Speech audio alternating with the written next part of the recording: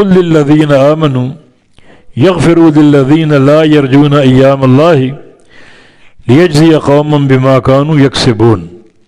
قل کہہ دیجئے، اے محمد صلی اللہ علیہ وسلم کہہ دیجئے، للذین آمنوا ان لوگوں سے جو ایمان لائے، جو لوگ ایمان لا چکے ان سے کہہ دیجئے کیا؟ یغفروا للذین لا یرجون ایام اللہ، وہ درگزر کریں ان لوگوں سے جو اللہ کے دنوں کی امید نہیں رکھتے۔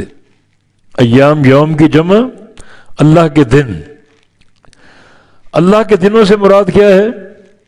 وہ دن جو بعض قوموں پر عذاب بن گئے اور بعض قوموں کے لیے نعمت بن گئے۔ اللہ تعالیٰ کے ایام، وہ ایام کبھی کسی کی بربادی پر ہوتے ہیں اور کبھی کسی کی بشارت پر ہوتے ہیں۔ جیسے فرعون اللہ کے ایام میں سے اللہ تعالیٰ نے اس دن کو بربادی کا دن بنایا فرعون کے لیے اور اس کی قوم کے لیے، اور اسی دن کو بشارت بنا دیا موسیٰ علیہ السلام اور ان کی قوم کے لیے۔ فرعون برباد ہو گیا اور بنی اسرائیل جو موسیٰ علیہ السلام کی قوم تھی انہیں اللہ نے راستہ دے دیا، وہ اس دریا کو عبور کر گئے، اور فرعونی جب اس میں اترے کہ یہ خشک نظر آ رہا ہے تو اللہ نے پانی جاری کر کے ان کو ڈبو دیا، غرق کر دیا، برباد کر دیا۔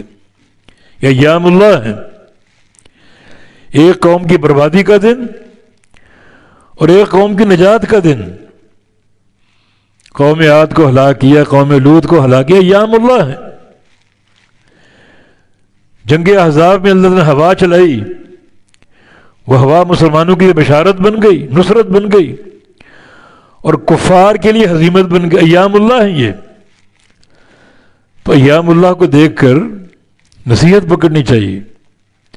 اللہ تعالیٰ عذاب دینے پر بھی قادر ہے اور خوش کر دینے پر بھی قادر ہے، نعمتوں کی بارش برسانے پر بھی قادر ہے اور پکڑنے پر، عذاب دینے پر بھی قادر۔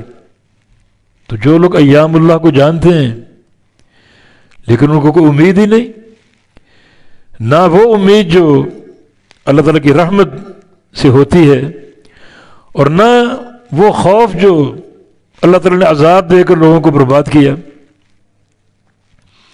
یرجون میں دونوں معنی، امید اور خوف۔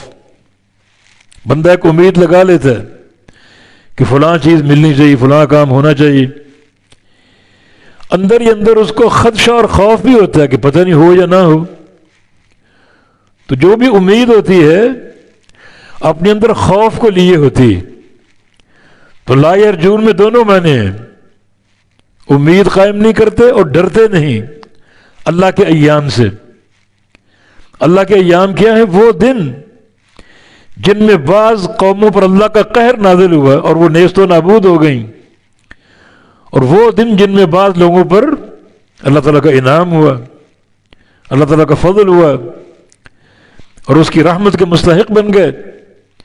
یہ کفار، ان کا معاملہ دیکھو، اللہ کے ایام کا کوئی خوف ہی نہیں، پڑھتے ہیں سنتے ہیں قوم لوط غرق تباہ ہو گئی، قوم نوح غرق ہو گئی، فلاں قوم پر عذاب آیا، فلاں قوم پر عذاب آیا۔ جنگ بدر ایام اللہ میں سے ہے جس میں ایک قوم برباد کر دی گئی، 70 صنادید قریش کی لاشیں بدر کے میدان میں گریں۔